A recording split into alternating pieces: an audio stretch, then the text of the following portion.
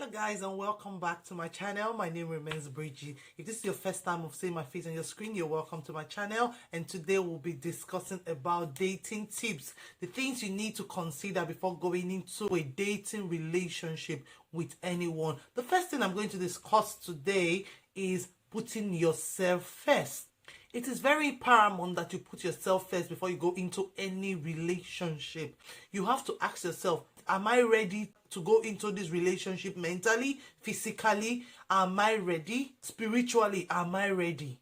Am I ready for the task ahead? Am I ready to give myself into a relationship at this very moment? There are certain people that take advantages, especially when they are not ready. You might be coming out of a heartbreak and you have told yourself, I need some time to heal. I'm not ready for a relationship at this moment.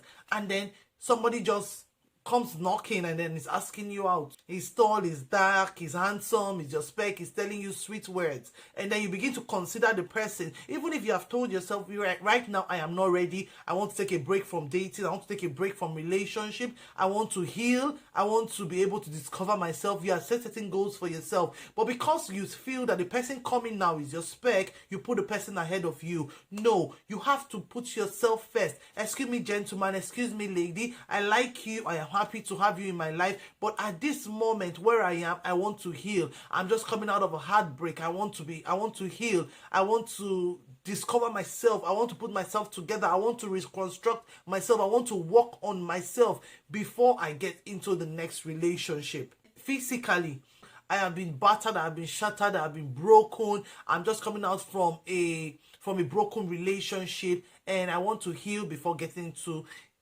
another relationship. And at times you might be grieved, you might be mourning, you might have lost a loved one, and you are not in that right space of mind to physically enter into a relationship. You have to tell them, you have to let them know, put yourself first. If you are not ready, you are not ready.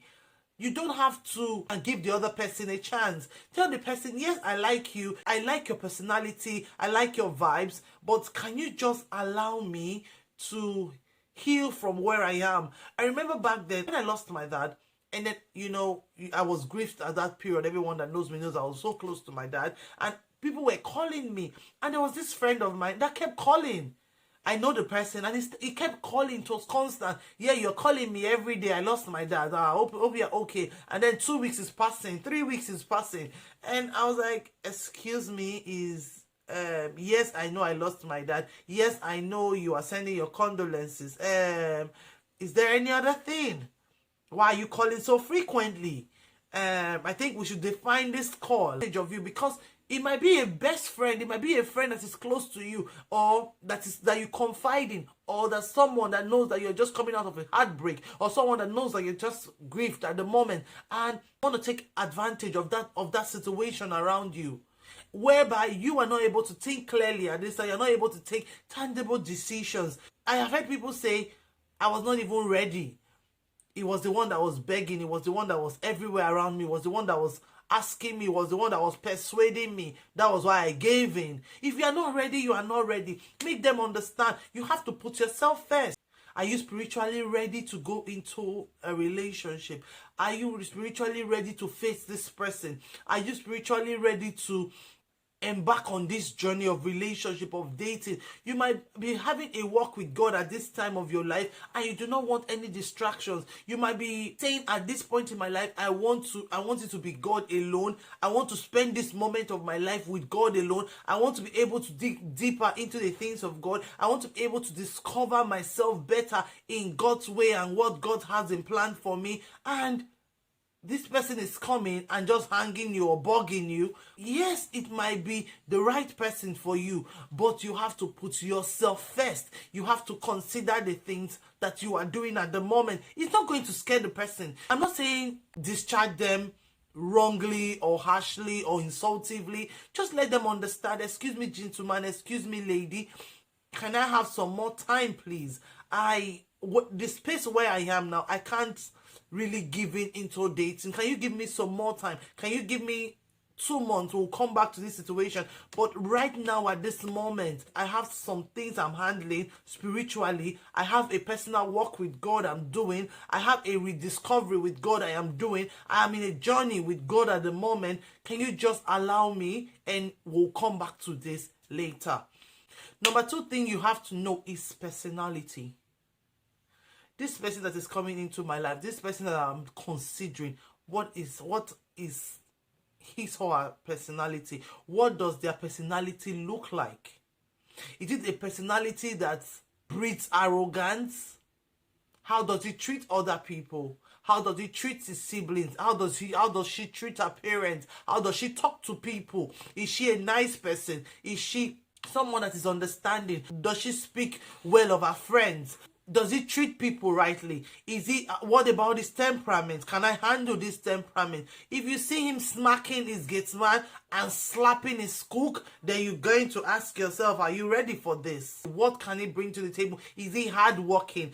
Is he ready for the future? Am I going to be happy spending the rest of my life with him? Because it is not what he's saying, it is what he's doing. And that brings me to the next point, which is action and deeds. What are his actions like? Is he a very proud and arrogant person? Is he insultive to you? Do you see him insulting people older than him? Then if you see him as a very insultive person, somebody is going to insult your own parents and you're not going to do anything when you're in there. That bad habit that he have, are you able to live with it? These are things that you need to think about. Does he keep to his promises? Is he sacrificial? Is he quick to say, I'm sorry? Does he love God? What are his traits? What are his actions? Because they say action speaks louder than words. It's not what he says, it's what he does. If you go on a date with him, how does he treat the waiter? How does he treat his colleagues? How does he treat his friends? How does he treat people around him? How does he treat his siblings? These are things that you need to know. Is he very short-tempered? Is he going to smack at the slightest mistake? Is he quick to slap? These are the things that you need to consider. And then we move on to finances. People seem to shy away from this, and it is very important. If you know his finances are not suiting to you, I am not talking about having a multimillionaire. I'm not talking about dating someone that is as rich as Bill Gates. No. But with his finances, is he prudent? Is he hardworking? Is he ready to pay bills? You have to be open when it comes to finances in a relationship. You have to know the ideology of the person you are going to date concerning money. You have to know how does he see money. If you are big on spending and he's big on saving, then you have to see if you can come to a compromise.